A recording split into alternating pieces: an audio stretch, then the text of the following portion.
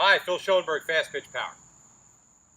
We've spoken many times about how important it is to be able to establish a throw zone that you point at your target for any pitch you throw, whether it's a fastball, changeup, curveball, screwball, drop ball, rise, and maintain the integrity of that throw zone all the while you are delivering the pitch.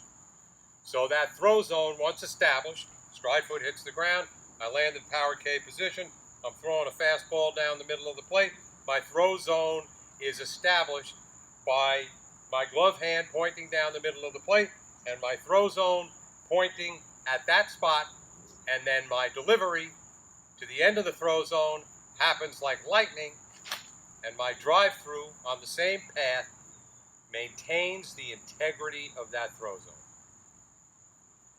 Now, one of the most critical elements of being able to explosively come off the pitching rubber, which is what we want to be able to do as successful, powerful windmill pitchers, is the development of a firm front side, which we call frontside resistance. So what exactly is frontside resistance? And by the way, frontside resistance is a concept, not even a concept, but a reality in any power athletic movement, or most power athletic movements, from hitting to a tennis serve to a golf swing. Let me explain. So as I'm getting ready to come off the pitching rubber, my job is to load all my weight into my drive foot, which in my case, as a right-hand pitcher, would be my right foot. I can pick up my left foot here because all my weight is in my drive foot. Now I'm going to push that pitching rubber backwards. Power comes from the ground up. We've talked about it many, many times. I'm going to push that pitching rubber backwards, and I'm going to explode outward off the pitching rubber, and I'm going to land in power K. Now here, I have established frontside resistance. For our younger pitchers, we like them to visualize a wall right here. And sometimes jokingly we tell them, there's nails sticking from the outside of the wall in. So if you lean into that wall, you're going to get nails in your beautiful face. Not my beautiful face, their beautiful face.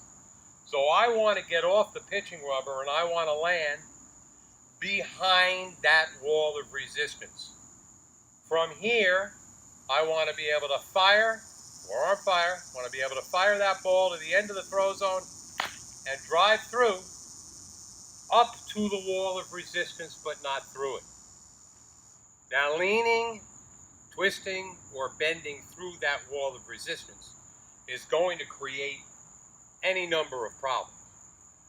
But at the very least, and in every case, if I move forward, if I load, right now, I'm not behind my wall of resistance. My face, if I get out there in this fashion, is going to go right into that wall of resistance. That breaks down my throw zone. My throw zone is no longer pointing at my target when I'm in this position. It's now pointing down to the ground. And I gotta push the ball up to command that 17-inch square, 43, 40, 35, depending upon the age of the pitcher, away from where I'm delivering that ball. So establishing that frontside resistance enables me to maximize speed and command. If I don't allow my throw zone to break down in any other way, and we know that there are many ways that the throw zone can break down, I can dip, I can rotate. There are a lot of things that I could do. I could collapse on my backside. Now my throw zone is moving. I don't want my throw zone to move if I want to command that 17-inch square, let's say for a 14U and above pitcher 43 feet away. I want to establish that throw zone with good frontside resistance that enables me not to have to push the ball because I'm leaning through my wall, but fire the ball because I'm staying behind it. Now, it's not just pitching. Well, not just windmill pitching.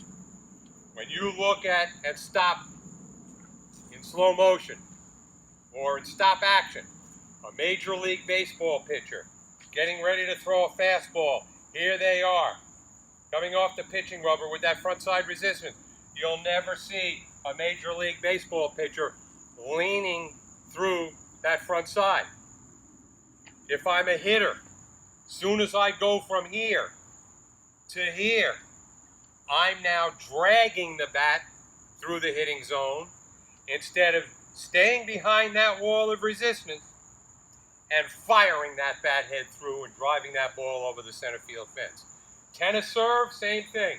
I'm here, and I'm going to finish. Soon as I lean forward, that serve is going directly into the net.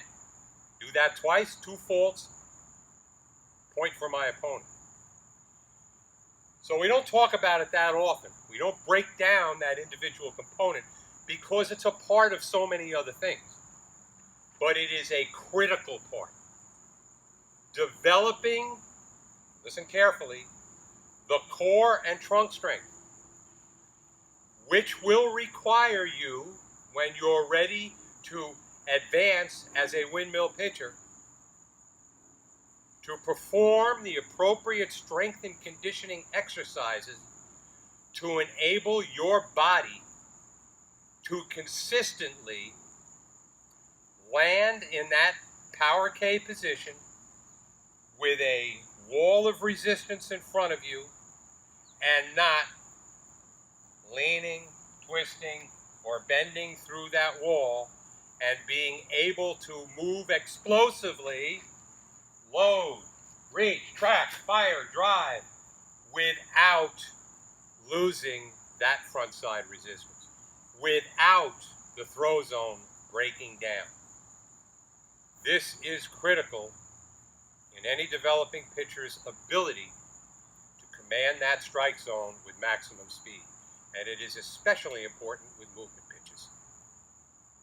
Because if I establish my body for a curveball, and you can go back into the archives and see how we talk about throwing a curveball with maximum results, I'm establishing a front side.